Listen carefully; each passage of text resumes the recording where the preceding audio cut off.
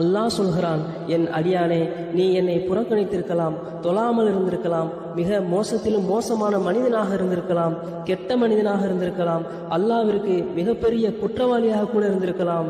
10 வருடங்கள் அல்ல, 20 வருடங்கள் அல்ல, 30 வருடங்கள் கூட நீங்கள் மிக மோசமான மனிதனாக இருந்திருக்கலாம். உங்கள் வாழ்க்கையில் ஏதோ ஒரு வகையில் மனம் திருந்தி வந்து அல்லாஹ்விடம் சென்று என் ரப்பே என்று கையேந்தினால் அல்லாஹ் கேட்கிறான், என் அடியானே, உனக்கு என்ன வேண்டும் கேள், தருகிறேன். என்னிடம் கேட்பதற்கு உனக்கு யாருடைய பரிந்துரையும் தேவையில்லை.